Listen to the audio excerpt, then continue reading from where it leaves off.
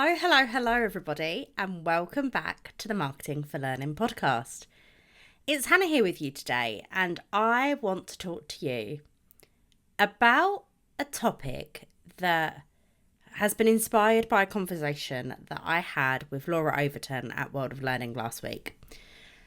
And Laura said that she is really keen on, alongside campaigns and marketing tactics as a whole, to talk about creating movements in learning and development. And what she meant by that was about making, or enabling rather, people to do it themselves.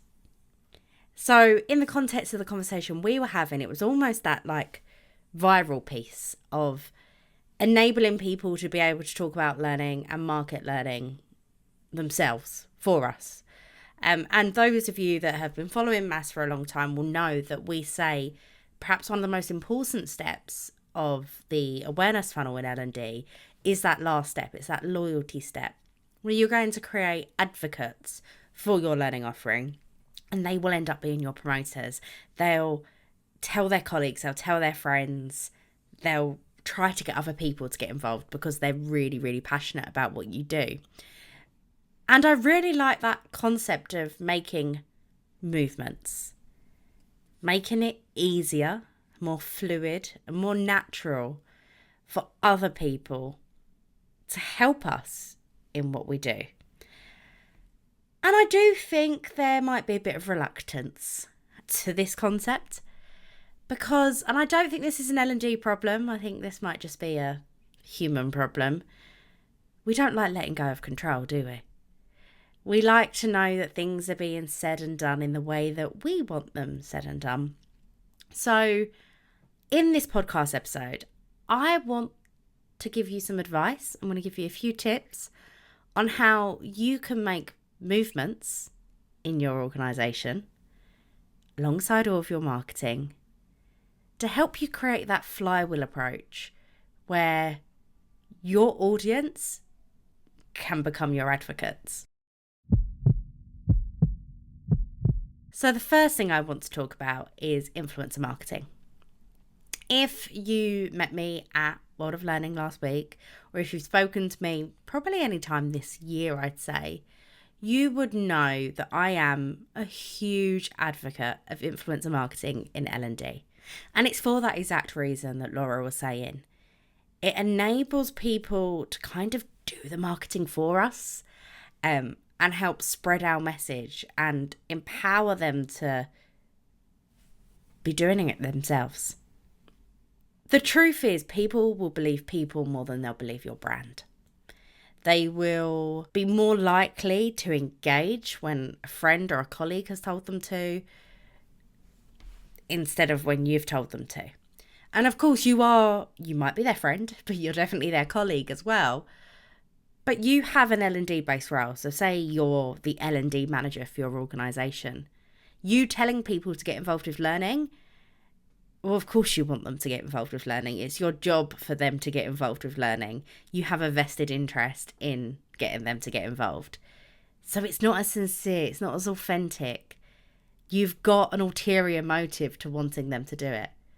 But if their friend Joe Blogs that has nothing to do with learning says, hey, actually, this really helped me and I think you should do it as well, that changes it. That changes the narrative. That actually makes it something that perhaps I should get involved with. So I think if you want to be thinking about making movements and adopting almost a flywheel approach, influencer marketing has to be on your radar. When I talk about influencer marketing to clients though, many clients want to try to control what people are saying and what they're doing, and that's not possible. You have to relinquish some control when it comes to influencer marketing. You can't tell people what to say. Of course, if people are going to be bashing your learning, don't ask them to record a video or to promote your offering. But you have to let them say it in their own words, in their own opinions. You can't control that narrative. But your marketing and everything you've done up until that point of asking them to be an influencer should steer them in the right direction. The next way I think we can create movements and the flywheel approach within our organisations to the benefit of the L&D team is by utilising your advocate networks, your learning business partners. I heard somebody call it like their learning champion network just yesterday. So utilise those people. Make sure that you're enabling them in the best way possible. Have you created resources to help them? Have you created templates? Have you sent them communications packs? Have you enabled them to be able to fulfill that role of helping promote your offering?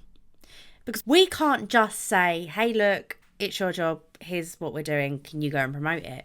We need to be able to say, hey, look, here's all the information you need. This is what's in it for you. This is what's in it for the audience.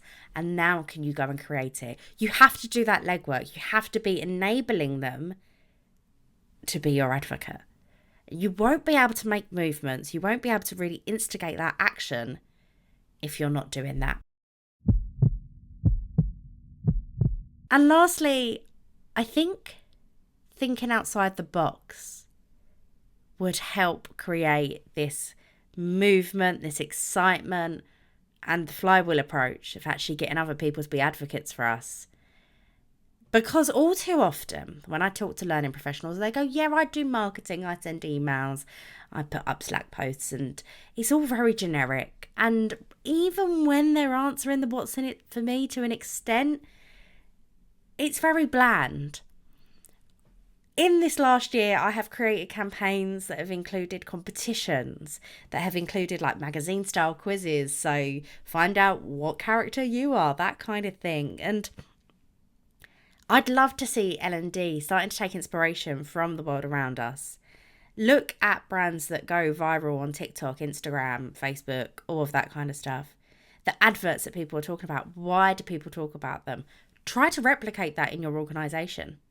There is nothing stopping you pushing the boundaries and thinking differently and doing something different. People aren't going to talk about, oh, did you see that really great post that told you to go take a learning course? But they would be if it was, did you see that great post? I love that joke. That joke really got me. Have you seen this? They'd share the joke if they thought it was that funny. Or have you taken the quiz? Do you know which character you are? It enables them to want to share and talk about what you're doing. And then all roads lead back to your learning and development offering. But the truth is, with this making movements or making learning communications viral, L&D need to give up some of the control. And I think that is probably our biggest barrier to this. It's a blocker. We're actually doing ourselves more harm than good by trying to control everything that's said about us. So if you want to create phenomenal impact and get people actually engaging with your learning content, be confident in what you've done and let go of some of the control. Let people talk about you. Let people engage with you in the way that they want to, and maybe then we'll start making the movements that Laura was talking about. So that was a short and snappy episode for you. It's just something I've been thinking about over the last week. And I really do love the concept of making movements. And I'm going to say it again. I've already said it in this podcast. Laura did say, I'm a real advocate of making movements alongside campaigns and marketing. I'm not saying this is the only way and you should forget everything else we've ever said on this podcast, but it's a real key way. And if you really want your learning to be authentic and organic, maybe it's the route you should take. So just some food for thought for you there. If you have any questions or comments, please feel free to get in touch. But if not, we will see you next week on the Marketing for Learning podcast. See you later, guys.